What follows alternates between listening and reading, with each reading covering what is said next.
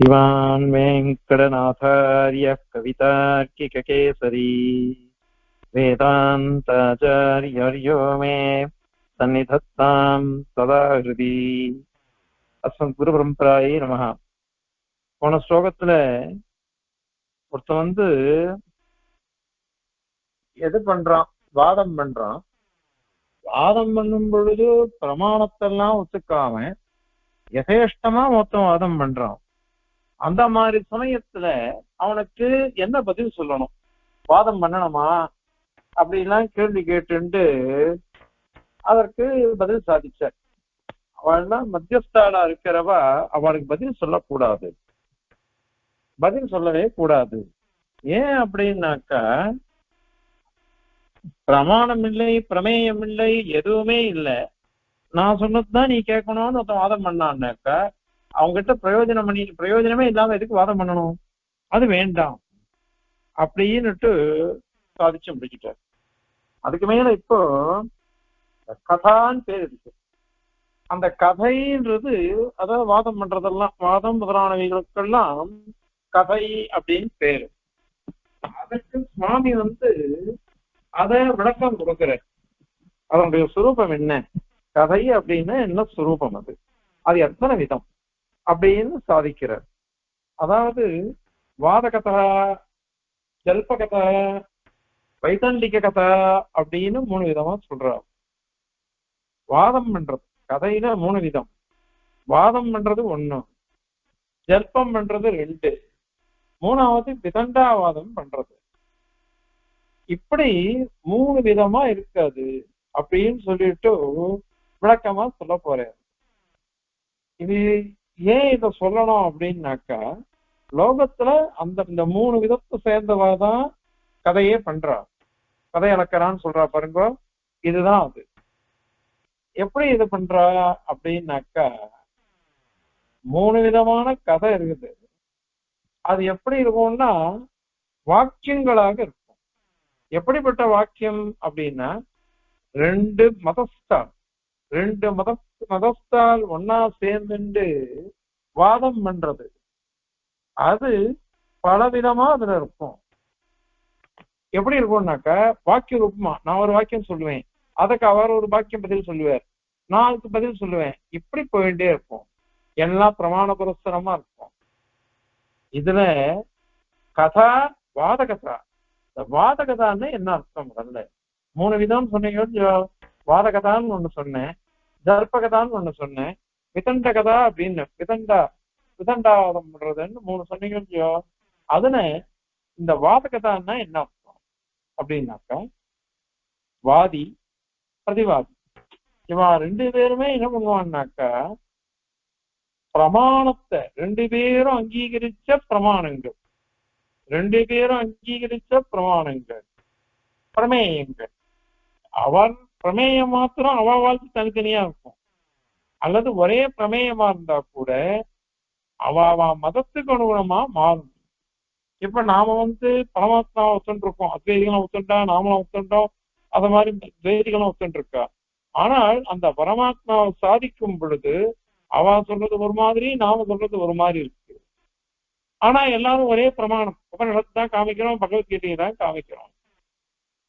அதனால இந்த மாதிரி வாதம் இருக்கணும். வாத பிரதிவாதிகள் 2 பேரும் ஒரே பிரமாணத்தை ஒத்துக்கணும். அதே மாதிரி 2 பேரும் பண்ற தர்க்கங்கள்லாம் இருக்கு பாருங்க, அந்த தர்க்கங்களும் ஒரே மாதிரி இருக்கணும். ஒரே மாதிரினா நியாயமான தர்க்கமா இருக்கணும், புதர்க்கமா இருக்கக்கூடாது. போன ஸ்லோகத்துல சொன்ன மாதிரி புதர்க்கவாதம் பண்றவாளோட பண்ணக்கூடாது வாதம், அத மாதிரி இருக்கக்கூடாது. 3வது ஒண்ணு இருக்கு, பிரமாணம் தர்க்கம். இது 2ம் நல்ல விதமா இருக்கணும், நல்ல பிரமாணம் நல்ல தர்க்கம் அப்படின்னு சொன்னோம். 3வது ஒண்ணு விராகிகள், அதாவது ராகமோ துவேஷமோ எதுவுமே இல்லாம. அப்படின்னா என்னத்துக்கு பண்ற அப்படின்னா, தத்துவத்தை தெரிஞ்சுக்கணும். நம்ம தத்துவம் இது, நம்ம தத்துவம் இது அப்படின்னு தெரிஞ்சுக்கணும். அதற்கோசரம் தான் நேத்தியே கூட சொல்லிட்டோம், சொல்லச்சு. வாதம்ன்றது என்னது, தத்துவத்தை அறிந்து கொள்ளுவதில் இச்சை, ஆசை. எனக்கு இந்த தத்துவத்தை தெரிஞ்சுக்கணும், அதுக்கோசரம் ஆசைப்பட்டு நம்ம வாதம் பண்றோம். அப்ப என்ன ஆகும்னாக்க விரோதம் இருக்காது, பரஸ்பரம் ராகமோ துவேஷமோ இல்லை. எனக்கு விஷயம் தெரிஞ்சுக்கணும். இது எப்படின்னாக்கா ஒரு ஆச்சாரியரும் சிஷ்யரும் வாதம் பண்றார். வாதம்னு அதுக்கு பேர் வச்சுக்க கூடாது. அதுக்கு கேள்வி கேட்கறது, சந்தேகம் கேட்டுண்டு ஐயோ இது எப்படி இருக்கே, ஸ்ருதியில் எப்படி இருக்கே அப்படிலாம் கேட்டாக்கா அதற்கு சமாதானம் சாதிப்பார் ஆச்சாரியர். இப்ப இந்த இடத்துல ஆச்சாரியன் சிஷ்யனும் வாதம் பண்ணல. வாதம் பண்ணலன்னா விரோதம் எதுவும் கிடையாது அவளுக்குள்ள. அவன் என்ன பண்றான்னா, சிஷ்யன் தனக்கு தத்துவம்னா ஸ்பஷ்டமா தெரியணும், அதற்கோசரம் அவன் கேட்கிறான். அதனால தத்துவ நிர்ணயம் எப்படி இருக்கணுமோ அதுக்கேத்த மாதிரி பிரமாணங்கள், தர்க்கங்கள், ராகமோ தேசமோ இருக்கக்கூடாது. இவரை ஜெயிச்சு காமிச்சிடணும் அப்படின்னு நினைக்க கூடாது. ஜெயிச்சு காமிக்கணும்னு தான் அவசரம் இருக்கக்கூடாது. அவனுக்கு என்ன இருக்கிறதுனாங்க, நான் தத்துவத்தை தெரிஞ்சுக்கணும். அந்த மாதிரி பண்ணக்கூடிய வாதம் தான் வாதகதா அப்படின்னு சொல்றது. இது பிரதம விஷயம், முதல் விபாகம். அதன் பிறகுதான் இதுல ஜெயமோ அபஜயமோ முக்கியமே இல்லை. ஜெயம் ஏன்னா வெற்றிக்கோசரம் நான் வெற்றி தோல்வி வச்சு இங்க போல வேற எதுக்கு வந்தது அப்படின்னு சொன்னாக்க, நமக்கு இது தெரியணும், விஷயம் தெரிஞ்சுக்கணும், தத்துவத்துல நமக்கு நிர்ணயம் வேணும், அதுக்கோசரம் பண்றது இது. அதனால எந்த உத்தேசமும் இல்லாமல் ஞானத்தை தெரிஞ்சுக்கணும், அதுக்கோசரம் தான். நீங்க உபனிஷத் சம்வாதம்லாம் பாருங்க. கேட்டகேது புத்தாளகர் ஒரு விஷயம் சொல்வார். உடனே சேதகேது கேள்வி கேட்பார். அப்பாவும் பிள்ளையும் அங்க ஆச்சாரியர் சிஷ்யரும் மாறி இருக்கிறார். சிஷ்யர் ஆச்சாரியர் கேள்வி கேட்பார். இது எப்படி வரும், இது எப்படி சரியா இருக்கும், அது எப்படி சரியா இருக்கும் அப்படின்னு. உடனே அதுக்கு அவர் பதில் சொல்லுவார், உதாரணம் சொல்லி புரிய வைப்பார். இந்த மாதிரி வருதுன்றது தத்துவத்தை தெரிஞ்சுக்கிறதுக்கு தான். இதுக்கு பேரு வாதகதா அப்படின்னு பேர். அதன் பிறகு ஜல்பகதா அப்படின்றது ரெண்டாவது. ஜல்பகதான்னாக்கா பொதுவா ஜல்பம்னா வளர்றதுன்னு அர்த்தம். இதுல வேகேந்திர சமிதியில ஒரு ஸ்ரீவைஷ்ணவன் யோயோ ஜல்பக சச மந்திரஹா அப்படின்றது. அவன் என்ன வளர்றானோ அதெல்லாம் மந்திரம். அவன் பரமாத்மாவை பத்தியே பேசிட்டு இருப்பான். அவன் பரமாத்மாவை பத்தியே பேசுறதுனால அது நமக்கு மந்திரமா எடுத்துக்கணும் அப்படின்னுட்டு அங்க அர்த்தம் சொல்லியிருக்கா. ஆனா ஜல்பம்ன்றது உழவுதல் அப்படின்ற அர்த்தத்துல வரும். யாராவது எதாவது பேசினா ஜல்ப வாக்கு இதெல்லாம் அப்படின்னுட்டு உபனிஷத் பாஷ்யக்காரரே அப்பைரீஷத்தை விகிச்சு அதான் கண்டனம் பண்ணச்சு. எத்து வாதகதாயாம் ஜல்பிதம் அப்படிங்கிற, ஜல்பிதம் அப்படின்ற உடனப்பட்டது அப்படின்னு அதுக்கு சமாதானம் சொல்றாரு. அது பொதுவாக.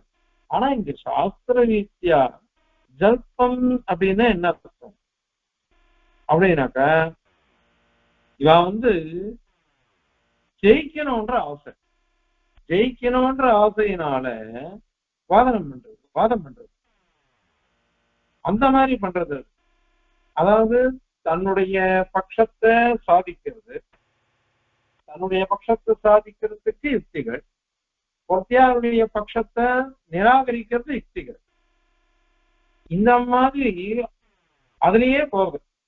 அந்த சிந்தனையில போறது ஜெயிக்கிறதுக்கோசரம். நான் ஜெயிக்கணும், நான் சொல்றதை இப்படியாவது சாதிச்சிடணும். அதுக்கு தன்னுடைய மதத்தை சாதிக்கிறதுக்கு வேண்டிய பிரமாணங்கள், தர்க்கங்கள் அதை எடுத்துக்கிறது. இதுல ராகம் இருக்கு, வேஷம் இருக்கு. அவன் ஜெயிக்க கூடாது, நானே ஜெயிக்கணும் அப்படின்னு ராகம், வேஷம் அவன் பட்சத்து பேர்ல அந்த மாதிரி இருக்கு பாருங்க. இது ஜெயிக்கிறதுல இச்சை, அதுக்கு பேரு ஜல்பம் அப்படின்னு பேரு. ரெண்டு பேரும் வாதம் பண்ணும் பொழுது தன் மதம் ஜெயிக்க வேணும், பிரத்யாருடைய மதம் நிராகரிக்கப்பட வேண்டும் அப்படின்னு யாரு போறாளோ இதுக்கு பேரு ஜல்பம்னு பேருது. இந்த ஜல்பத்தை சில விஷயங்கள் தேசிகன் அது மாதிரி ஜெயிச்சிருக்கார், எம்பெருமானார் ஜெயிச்சிருக்கார், அப்புறம் பிரதிவாதி பரகால சுவாமி ஜெயிச்சிருக்கார், அது மாதிரி குமார வரததேசிகன் தேசிகனுடைய திருக்குமாரர் அவர் ஜெயிச்சிருக்கார். அவருடைய ஆணையினால பிரதிவாத அண்ணா வாதம் பண்ணிருக்கார். அதனால பிரதிவாதி பயங்கரம்னே அவருக்கு திருநாமம் வந்தது. ஏன்னா தேசிகனுடைய திருக்குமாரர்கிட்ட பத்வார்த்த கிரகணம் அந்த சுவாமிக்கு, அதனால அவர் ஜெயிச்சிருக்க. இத மாதிரி அது எப்படின்னாக்கா ரெண்டு மதங்களுக்குள்ள விரோதம் அப்ப நம்ம மதத்தை ஸ்தாபிக்கணும். சனாதன சைவைஷ்ணவ சம்பிரதாயத்தை சாதிக்கிறதுக்கோசம் அவள் எல்லாம் வாதம் பண்ணினான். அத மாதிரி அதெல்லாம் சரியே. ஆனா அந்த விஷயத்துல சரியே தவிர்த்து தத்துவத்தை தெரிஞ்சுக்கணும்னு இருக்கிற சமயத்துல ஜெயிக்கணும்னு நினைக்க கூடாது. அதனால தத்துவத்தை தெரிஞ்சுக்கிறதுக்கு பேரு வாதகத்தான் பேரு. இந்த மாதிரி என் மதம் ஜெயிக்கணும், பிரத்யார் மதத்தை தோக்கடிக்கணும் அப்படின்னு பாக்குறதுக்கு ஜல்பகத்தான் பேரு. இந்த மாதிரி இது ரெண்டு விதமா சொல்லட்டும். அதுக்கப்புறம் மூணாவது இந்த ஜல்பகதையே பரமதை பிரத்யாருடைய பட்சத்துல, அதாவது வைதந்திக பட்சம். அப்ப என்ன பண்றது அப்படின்னாக்கா, என்னுடைய மதம் ஜெயிச்சாகும், பிரத்யாரத்தை பத்தி எதுவும் கவலை இல்லை எனக்கு. அந்த மாதிரி அந்த பிரத்யார மதத்தை எப்படியோ ஏதோ ஒரு பிரகாரத்தினால ஏதோ ஒரு வாதம் பண்ண வேண்டியது, பண்ணி ஜெயிச்சிட வேண்டியது. இதுக்கு பேரு விதண்டான் பேரு. விதண்டான் இதுக்கு பேர் இருக்கு. அதாவது ரெண்டு விதமா இருக்குமா அந்த விதண்டா. முதல் எப்படின்னாக்க ஆசையெல்லாம் கிடையாது, ஏதோ ஜெயிக்கணும் அப்படின்னு பண்றது. வீத்தராக விதண்டா ஆசையெல்லாம் இல்லாம வாதம் பண்றது, விதண்டாவாதம் பண்றது. இன்னொன்னு என்னன்னாக்கா அவன் ஜெயிச்சே ஆகணும் அப்படின்னுட்டு பண்றது ரெண்டாவது. இந்த மாதிரியாக மூணு விதமான வாதகத்தை, ஜல்பகத்தை, விதண்டாகதா அப்படின்னு. இந்த விதண்டம் தெரியவா ஒத்துக்க மாட்டா. விதண்டாவாதமே கூடாது. ஏன்னா போன ஸ்லோகத்துல அதெல்லாம் கண்டிச்சிருக்காரு. அதெல்லாம் துஷ்டர்க்கமா இருக்கும், சுதர்க்கம், கெட்ட தர்க்கங்கள். அந்த தர்க்கங்கள்னால குறுக்கு புத்தியினால யாருமே வாதம் பண்ணா அர்த்தம் பிடிக்காது. குறுக்கு புத்தி கூடாது. குறுக்கு புத்தி இல்லாம நம்ம சித்தாந்தத்தை நல்லா தெரிஞ்சுக்கணும், நம்ம சித்தாந்தத்தை சாதிக்கணும் அப்படின்றதுல போகணும். பிரத்யாருடைய மதத்தை ஜெயிக்கிறது நமக்கு உத்தேசம் இல்லை, நம்ம சித்தாந்தத்தை சரியா தெரிஞ்சுக்கணும், அதுதான். அப்போ பிரத்யாருடைய மதம் உள்ள பூந்துதுன்னா அது தவறு, அது சேரக்கூடாது, அந்த அந்த பட்சமே வரக்கூடாது, அது தவறா இருக்கே அப்படின்னு நிரூபிக்கணும். அந்த மாதிரி சொல்றது. அதனால இந்த மாதிரி கதைகள்லாம் இது நம்ம சித்தாந்தத்துலாம் அதெல்லாம் சொல்லல, சூத்திரகாரர் எதுவும் அதெல்லாம் சொல்லவே இல்லை. எந்த இதையும் மீமாம்சகால் சொல்லல, அது மாதிரி வேதாந்திகள் சொல்லல. ஆனா நியாய சூத்திரகாரர் கௌதம மகர்ஷி அவர் சொல்றார், பிரமாண தர்க்க சாதன உபாலம்ப சித்தாந்த அவிருத்த பஞ்சாவயோ உபபன்ன பக்ஷ பிரதிபக்ஷ பரிகிரஹோ வாத அப்படின்னு அவர் சொல்லிட்டு போயிருக்கார். வாதம்னா என்ன அர்த்தம்? பிரமாணம், தர்க்கம், அந்த சாதனத்தை எடுத்துக்கணும். சித்தாந்தத்துக்கு விரோதம் இல்லாம இருக்கக்கூடியது. பஞ்ச அவயவங்கள் சொன்னோம் பாருங்க, அனுமானத்தெல்லாம் அதெல்லாம் எடுத்துக்க வேண்டியது. அதுல பக்ஷம் பிரதிபக்ஷம் இதனுடைய சேர்க்கை பரிகிரகிக்கிறது, இது வாதம் அப்படின்னு சொன்னேன். ஆனா இன்னொன்னு ஜல்பம்னாக்கா என்ன அர்த்தம் அப்படின்னாக்கா, இவாளை ஜெயிக்கிறது தான், ஜெயிச்சே ஆகணும். அது அதுக்கும் பிரமாணம் இதெல்லாம் உண்டு. ஆனால் முதல்ல வாதத்துல ஜெயிக்கிறதுன்றது பதம் கிடையாது, அது தேவையில்லை. இதுல எப்படின்னாக்கா ஜெயிக்கிறதுன்றதே உண்டு, ஜெயிக்கிறதுன்றதே உண்டு. அந்த ஜெயிக்கிறதுல கூட நான் ஜெயிக்கணும். பிரதிபக்ஷம் இருக்கு, அந்த பிரதிபக்ஷத்துல நமக்கு ஞானமே கிடையாது. அது எப்படி இருந்தா என்ன, அவாது எதையாவது வரலன்னு போட்டோம், நான் சொல்றதுதான் நான் ஒத்துப்பேன் அப்படின்னு விதண்டாவாதம் பண்றது. இந்த மாதிரி மூணு விதமா இருக்குது. அதனாலதான் இன்னொன்னு சொன்னார் கடைசியில, இதுல வாதகதை அப்படிங்கிறது தான் முக்கியமானது, வாதகதையை வச்சு பிரவர்த்திக்கிறது தான் சரியானது. ஆனால் முந்தானத்து ஸ்லோகத்திலேயே சொன்னோம், இந்த விதண்டா ஜல்பம்னா எதுக்கு வரணும் அப்படின்னு சொன்னாக்க அங்கேயே சொன்னார், அவரே சொல்றார் கௌதமரே, தத்துவ அத்தியாய சம்ரக்ஷணார்த்தம் ஜல்ப விதண்டே பீஜ பிரரோக சம்ரக்ஷணார்த்தம் கண்டக சாகாவரணவத். முள்வேலி, முள்வேலிய ஒருத்தன் போடுறான். எதுக்கு போடுறான் அப்படின்னாக்கா, இந்த மாதிரி நம்ம போடுற விதை எதை நடுறோமோ, நடுவு நட்டு பயிர் விளைவிக்கிறோம், அதுக்கு எதுவும் கெடுதல் வந்துடக்கூடாது. அதுக்கோசரம் நம்ம முன்வேலியை போடுவோம். முன்வேலி எனக்கும் பிடிக்காது, இன்னொருத்தருக்கும் பிடிக்காதுதான். அத மாதிரிதான் ஜல்ப விதண்டான்றது கூட. முதல்ல வாதம் பண்ணி தத்துவத்தை தெரிஞ்சுட்டோம். ஆனா பிற மதங்கள் நம்ம மதத்தை உழைச்சிடக்கூடாது, தவறா சித்தரிச்சிடக்கூடாது. அதுக்கோசரம் நம்ம என்ன பண்றோம்னா, அவ பட்சத்தை கண்டிக்கணும் இல்லையா, நம்ம பட்சத்தை ரட்சிக்கிறதுக்கோசரம் அவ பட்சத்தை கண்டிச்சுதான் ஆகணும். அதனால ஜல்ப விதண்டா, ஜல்பம் விதண்டான்றத ஒத்துண்டுதான் ஆகணும்.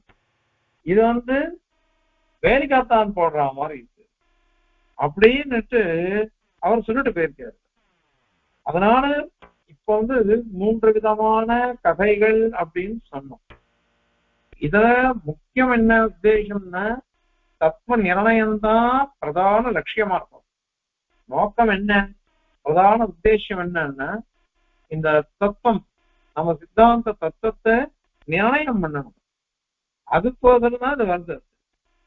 அதுல பிரதானமானது வாதகா, அதை எடுத்துக்கிறது தான் சரி, அதை வச்சுட்டுதான் பிரதானம்.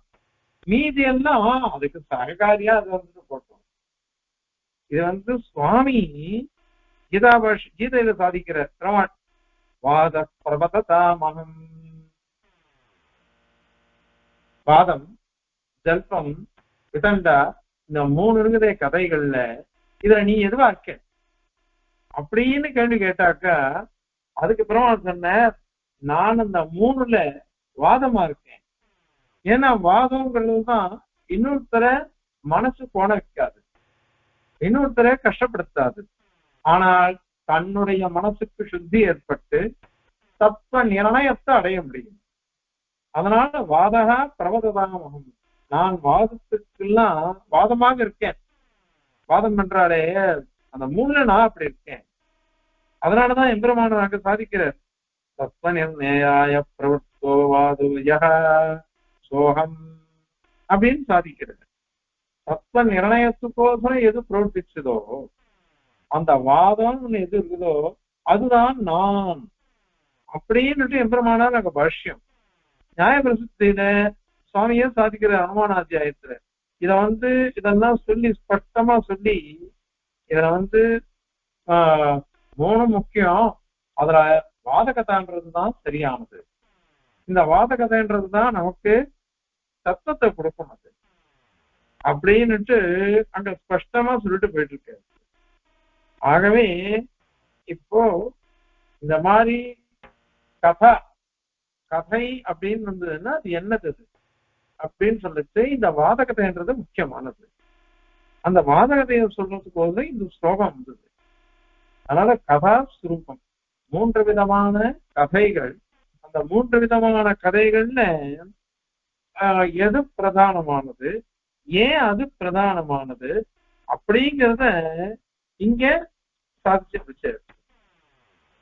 இப்போ இதனுடைய ஸ்லோகத்தை சேவிச்சு அதனுடைய தாத்பரியத்தை பார்க்கலாம்.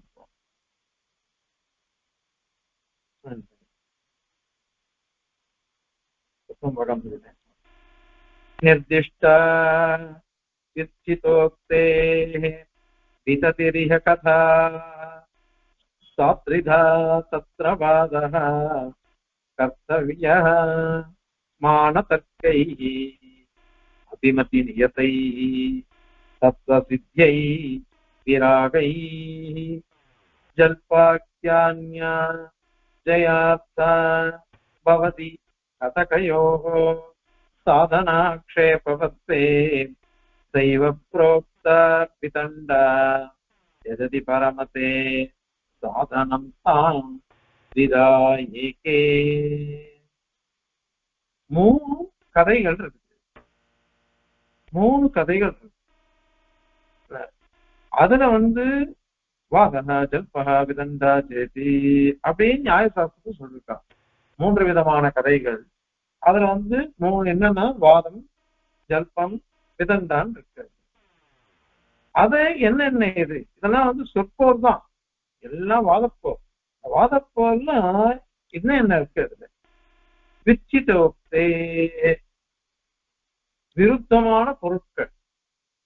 ஒருத்தர் அத்வைதம் பிரதியே ஸ்தாபிக்க பார்க்கிறார், இன்னொருத்தர் துவைதம் பிரதியே ஸ்தாபிக்க பார்க்கிறார், எம்பெருமானாரோ விசிஷ்ட அத்வைதம் அப்படிங்கிறதையே சாதிக்க பார்க்கிறார். இப்படி ஸ்தாபிக்கிற சமயத்துல அவளுக்கு ஒரு வரிசையா விததி, இந்த வரிசை கிரமத்துல இந்த சாஸ்திரத்துல கதா நிர்திஷ்டா கதைகள்லாம் சொல்லப்பட்டன. அந்த கதையானது திரிதா மூன்று விதமா இருக்கும். எப்படி தத்ர அந்த மூன்று விதங்களில் வாதங்கிறது என்ன எப்படி இருக்கும்னா அபிமதி நியத்தை, அபிமதி அங்கீகரிக்கப்பட்டது. வாதிகள் பிரதிவாதிகள் இவா ரெண்டு பேருனாலையுமே பிரமாணமாக ஒப்புக்கொள்ளப்பட்டது. அதனால வியவஸ்திதமா இருக்கும். அது என்ன ரெண்டு பேரும் அங்கீகரிக்கணும். அப்படிப்பட்ட மானங்கள் பிரமாணங்கள் தற்கை, அதுக்கு சககாரியா இருக்கக்கூடிய யுக்திகள் தர்க்கங்கள், அவைகளால விராகை ராகம் ஆசை, விராகை ஆசை இல்ல வேஷமே இல்லை, தீன விகதம் அர்த்தம் இல்லைன்னு அர்த்தம். அதாவது ராகத்வேஷம்லாம் இல்லாம ஜல்பாக்கியா அது ராகத்வேஷம் இல்லாதவானால தத்துவ சித்தியை, தத்துவம் சித்திக்கணும். எனக்கு தத்துவ நிலையம் வேணும், அந்த தத்துவ ஞானம் எனக்கு வேணும் அப்படின்றதுக்கோசம் எது பண்ணப்படுகிறதோ கர்த்தவிய பண்ணப்படுறதோ அது வாதம் அப்படின்னு சொல்லப்படும். இதுதான் முதல் கதை. ரெண்டாவது ஜல்பாக்கியா, ஜல்பம்ன்றது அந்நியம். ரெண்டாவது இன்னொரு கதை. அது என்னது கதகையோ, கதை பண்றவா வாதம் பண்றவான்னு அர்த்தம். வாதிகள் ரெண்டு பேருக்கும் சாதன ஆக்ஷேபவத்தே, இப்போ பட்சத்தை சாதிக்கணும், பரபட்சத்தை தூஷிக்கணும். இந்த ரெண்டும் வந்துருக்க வாழ்க்கை. வாதகதையும் முதல்ல சொன்னோம், அதுல பரபட்ச தூஷணம் கிடையாது, சுபக்ஷ நிர்ணயம் மாத்திரம் இருந்தது. இதுலயோ தன் பட்சத்தை ரட்சிக்கிறது, ஒத்தியார் பட்சத்தை தூஷிக்கிறது, இது ரெண்டும் இருக்கிறது. சுபக்ஷத்தின் சாதனம், பரபட்சத்தினுடைய தூஷணம், இந்த ரெண்டும் இருக்கு. அது எதுக்கோசரம் ஜயாத்தா, அப்போ தத்துவஞானத்துக்கோசரம் சொன்னோம் வாதகதையில. இப்பவோ ஜயாத்தம் ஜெயிச்சுடணும், அதுக்கோசரம் அது இருக்கும். ஜல்பகதான்றது ஜெயிக்கிறதுக்கோசரம் வெற்றிக்கோசரம் இருப்பார்.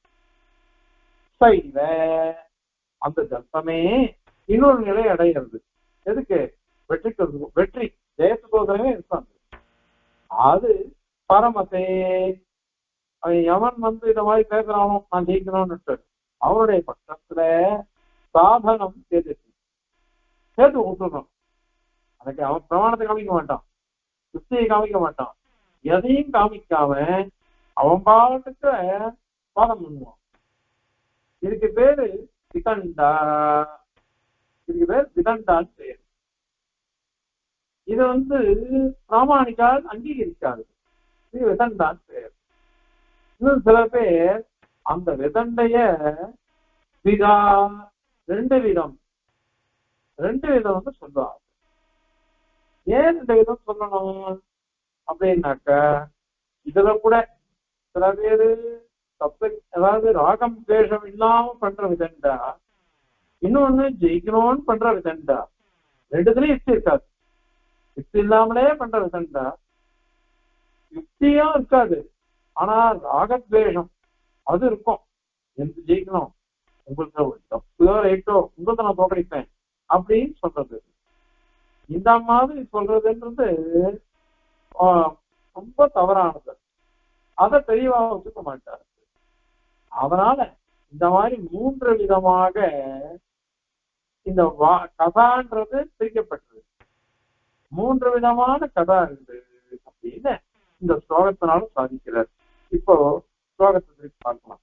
நிர்திஷ்ட விஸ்திதோக்தே விகதிரிஷகதா சாத்ரிதா தத்ரவாதः கர்த்தவ்யோ மானதர்க்கைः அபிமதிநியதைः தத்வசித்தைः விராகைः ஜல்பாக்யான்யா ஜயார்த்தா அவதி கதகயோः சாதனாக்ஷேபவஸ்தே தைவ प्रोक्ता विदण्डा यदि परमते साधनं वा विदैके कविनाशिकसिंहाय कल्याणगुणशालिने श्रीमते वेङ्कटेशाय वेदान्तगुरवे नमः।